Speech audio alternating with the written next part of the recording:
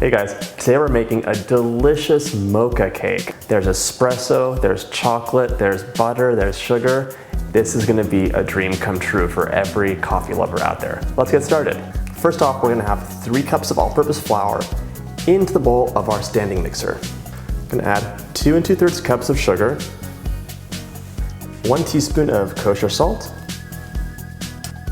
1 tablespoon of baking soda, 1½ teaspoons of baking powder, and now for a good whisk. You really want to make sure all of those ingredients are evenly distributed. Whisk, whisk, whisk, whisk, whisk. After you give them a quick whisk, let's sift in 3 tablespoons of really nice cocoa powder. Sifting just prevents any lumps because the cocoa powder does have a lot of fat in it and it can lump up. Now for our final whisk. That smells great already. Set the bowl aside, and now we're gonna mix our wet ingredients together. Into a large bowl, I'm gonna add in 3/4 of a cup of vegetable oil, 1 cup of buttermilk, and I never have buttermilk on hand because it expires really quickly. That's why I always keep powdered buttermilk on hand. You just mix it with regular milk or water, and you're good to go for all your recipes. I'm adding in 1/2 cup of sour cream. I love sour cream in basically all of my recipes because it really gives you a lot of creaminess. If you don't like sour cream though, you can use yogurt instead. 1 tablespoon of vanilla, 3 large eggs, into the mixing bowl. I'm going to give this a quick whisk before I add my final and very important ingredient in.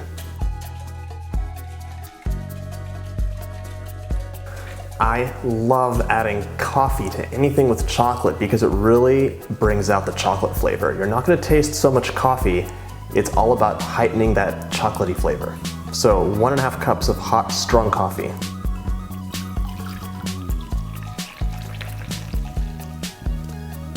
That's 1½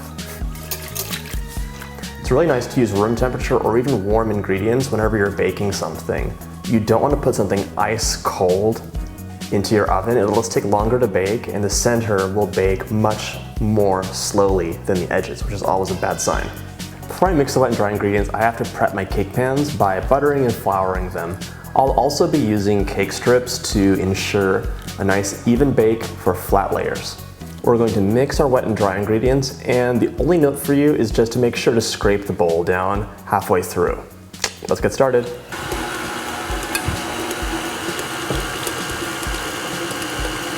I'm going to use a digital scale to weigh each layer and make sure I'm pouring in just enough batter. Really helps you get nice, even layers. Nothing too thick or thin, they're all going to be uniform. Before I pop these into the oven at 350, I'm going to add my cake strips. These are just wet fabric strips that go on the edge of the pan, and they basically cool the pan down so the cake bakes evenly. That gives you a nice flat layer and fluffy edges, which are not burnt. So important. If you don't want to use coffee in your recipe, you can go ahead and substitute just water or milk, or almond milk. Any liquid basically is fine. Into the oven. My cake layers are out of the oven and they're coming to room temperature, and they also smell really, really good. Oh my gosh. Okay, so setting these aside, not gonna nibble. In the meantime, we're gonna start whipping our butter for the buttercream.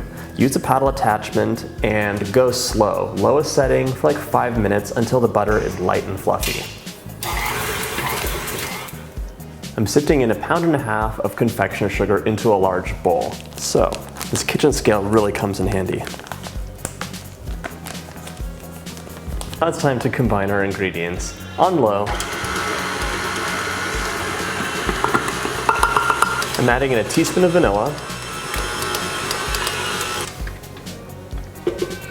This looks great already, but now I'm going to add in a tablespoon of cocoa powder, and then the espresso powder comes next. Sprinkle, sprinkle. A teaspoon of espresso powder. I might add a second one in. Taste testing is mandatory.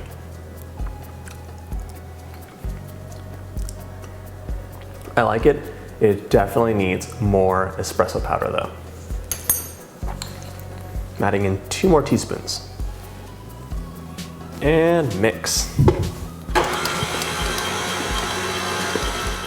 All right, I'm gonna go crazy. So 1 more teaspoon of espresso powder and a ½ teaspoon of kosher salt. This will really make it nice and like salty, sweet, chocolate, coffee, amazing. All right, final test, let's see.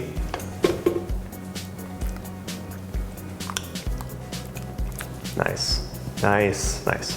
1 cup of chopped semi-sweet chocolate into a medium bowl, and we're just gonna pour some hot, heavy cream on top of that. Cover the bowl for like 2 minutes, and then we're gonna whisk it up. Okay, now it's time for the fun part. I'm gonna assemble the cake. I'm starting off by piping on my buttercream, drizzle on your ganache, chopped chocolate-covered espresso beans for a bit of crunch. Put the second layer on, repeat the process,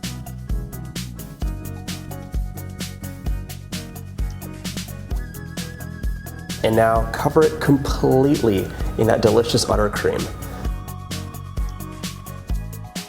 I'm using an offset spatula to smooth the top and a bench scraper for the sides. When you're ready, you're gonna use the bench scraper to pull in the top while you turn to get a nice edge.